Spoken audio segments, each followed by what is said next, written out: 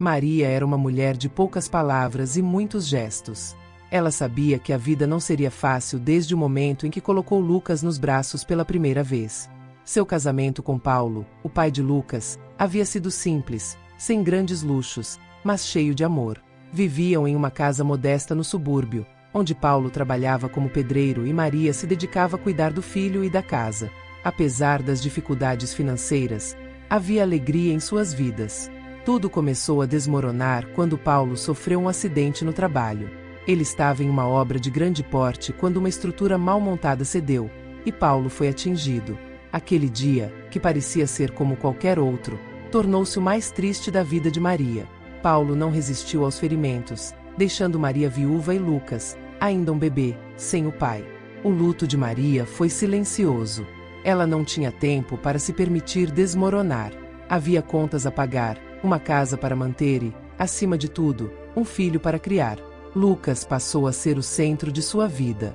Era por ele que acordava todos os dias, mesmo sem forças, e saía em busca de trabalho.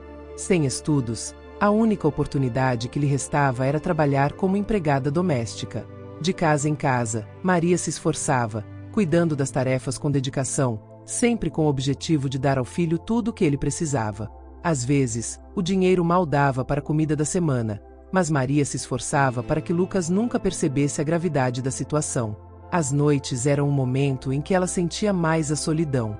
Depois de um longo dia de trabalho, Maria voltava para casa exausta, mas sempre com um sorriso para Lucas.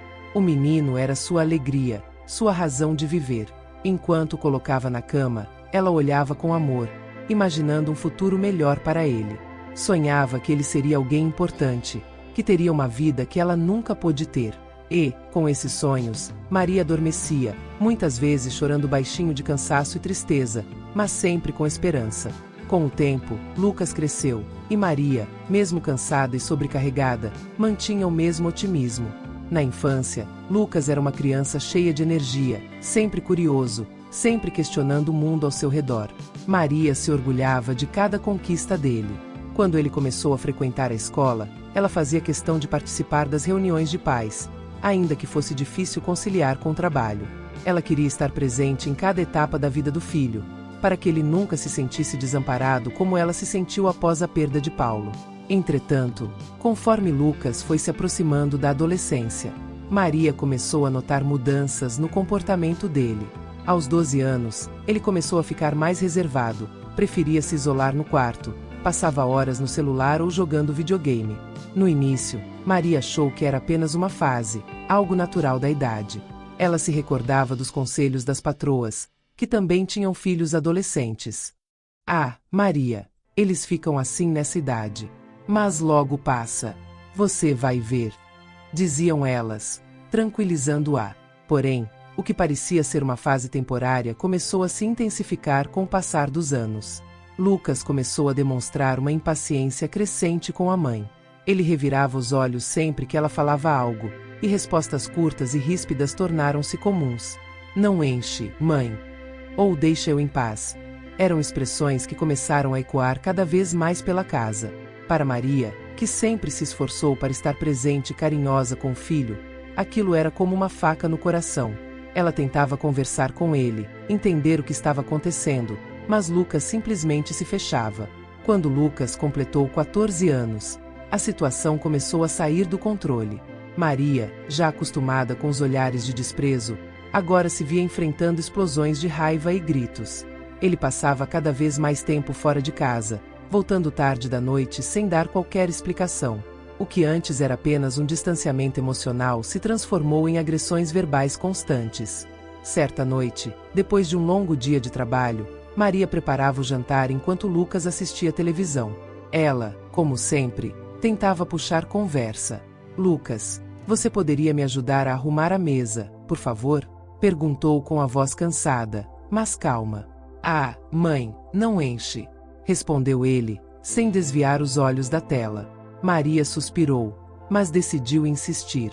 Eu sei que você está cansado, filho, mas eu também estou. A gente podia fazer as coisas juntos, não acha? Lucas finalmente tirou os olhos da televisão, mas o olhar que lançou sobre Maria foi frio e cheio de desprezo. Eu já disse que não quero. Eu não pedi para nascer, tá? Você que quis ter filho, então se vira. Aquelas palavras foram como um soco no estômago de Maria. Ela nunca imaginou que ouviria algo tão cruel vindo do próprio filho. Por um momento, ela ficou paralisada, sem reação, sentindo o coração acelerar e a garganta apertar. Ela não sabia como responder aquilo, mas a dor que sentiu naquele instante foi imensa. Lucas se levantou do sofá e foi para o quarto, batendo a porta com força, enquanto Maria permanecia ali, na cozinha, sozinha, com lágrimas silenciosas escorrendo pelo rosto.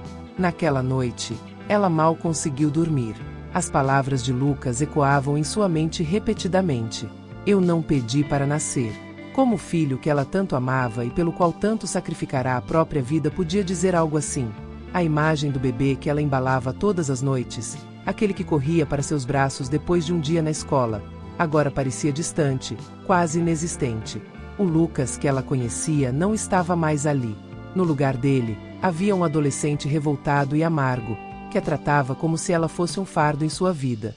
Os dias que se seguiram só pioraram. Lucas começou a faltar na escola, mentindo sobre o motivo de suas ausências. Maria, já alertada pela diretora, tentava conversar com ele, mas as respostas eram sempre carregadas de hostilidade.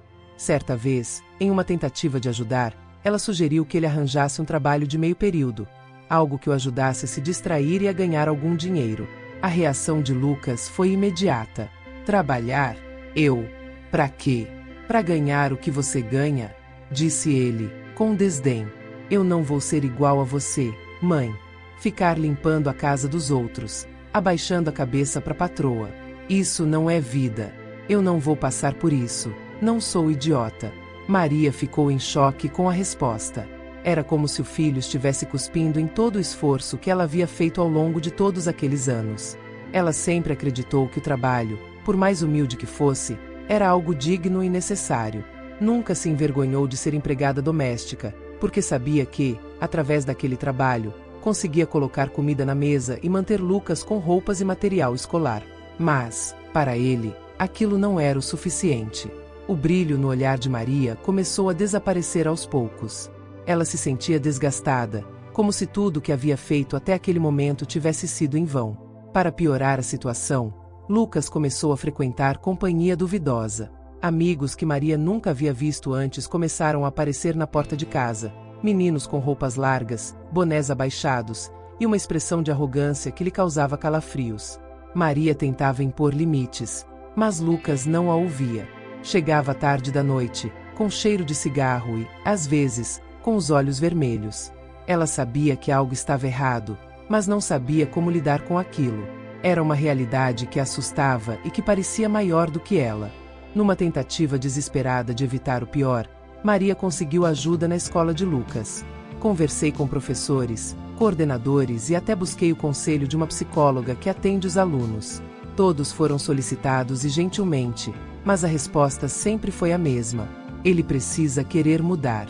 A senhora pode tentar incentivá-lo, mas no fim das contas, ele é quem precisa querer. Essas palavras soavam vazias para Maria, que via a situação piorar dia após dia. Ela se sentia impotente, como se passasse o próprio filho escorregando por entre seus dedos, enquanto o abismo da marginalidade se aproximava. Ela orava todas as noites, pedindo a Deus para que trouxesse Lucas de volta. Mas, a cada dia, ele parecia se distanciar mais. Maria sempre foi uma mulher forte. Desde que perdeu o marido em um acidente de trabalho, nunca deixou de buscar formas de sustentar a casa. Seu trabalho como empregada doméstica era pesado, mas ela não se importava com o cansaço. O que mais a motivava era o desejo de dar a Lucas uma vida melhor, uma educação que o fizesse romper o ciclo de dificuldades. Entretanto, desde pequeno, Lucas demonstrava uma inquietação constante. Era como se a pobreza, a vida simples, o ambiente de casa fossem insuficientes para ele. Durante a infância, Maria não deu tanta importância. Ele vai entender quando crescer, pensava ela. Porém, o que ela não imaginava era que, ao crescer, a distância entre os dois apenas aumentaria.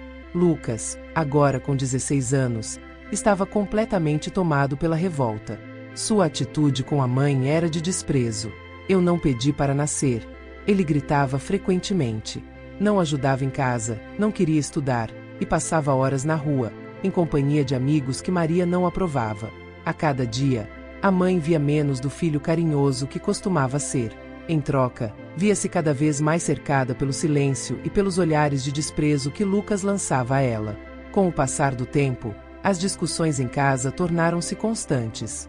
Lucas chegava tarde, e Maria, preocupada, sempre o questionava sobre onde ele estava e o que estava fazendo. "Você não manda em mim", era a resposta que recebia, sempre acompanhada de portas batidas e gritos de desrespeito.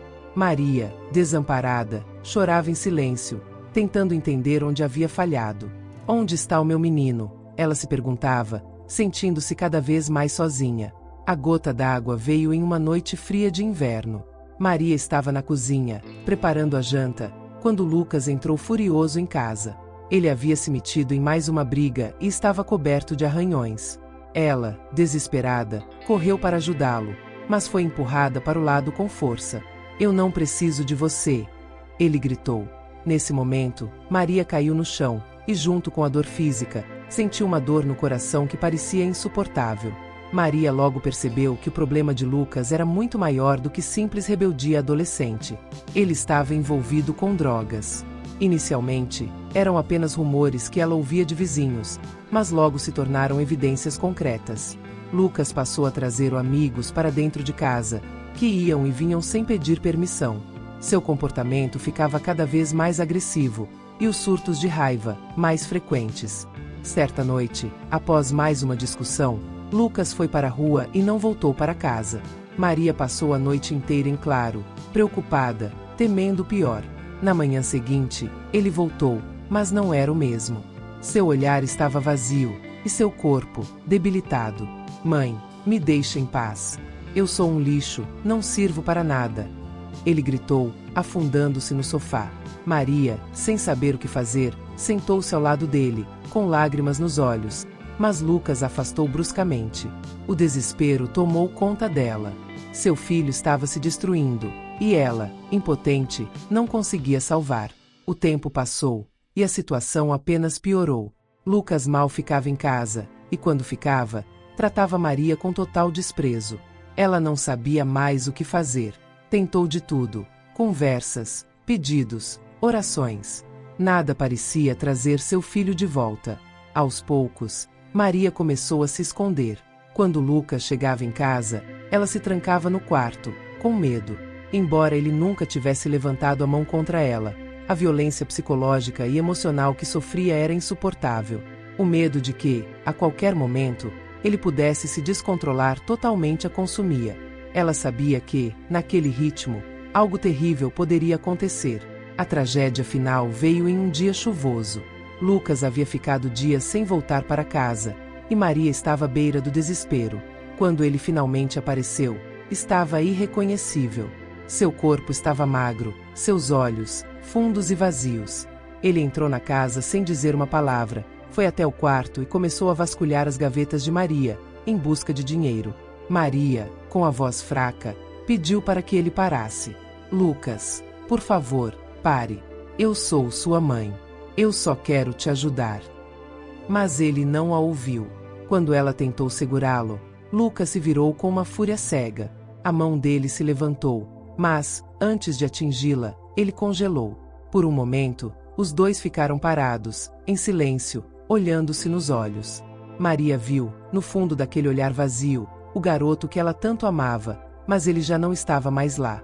Lucas deixou a mão cair e saiu de casa sem dizer uma palavra. Foi a última vez que Maria o viu. Meses depois, Maria recebeu a notícia que temia. Lucas havia sido encontrado morto em um beco, vítima de uma overdose. Seu corpo frágil não suportou os excessos, e ele se foi da mesma forma que viveu seus últimos anos, sozinho. Maria, desolada, enterrou o filho com o coração em pedaços. Ela sabia que havia feito tudo o que estava ao seu alcance, mas o vazio que ele deixou nunca seria preenchido. Ela, que lutou a vida inteira para dar ao filho uma vida melhor, viu-se derrotada pela cruel realidade das ruas e das drogas. Mas, no fundo, ela sabia que seu amor por Lucas jamais acabaria. Mesmo na dor, no desespero e na solidão, o amor de mãe era eterno. Essa história tem o potencial de tocar profundamente quem a assistir, pois reflete uma realidade dolorosa, muitas vezes invisível aos olhos de muitos. O peso da responsabilidade, a falta de apoio e as influências externas que levam tantos jovens ao abismo são questões muito presentes em nosso cotidiano.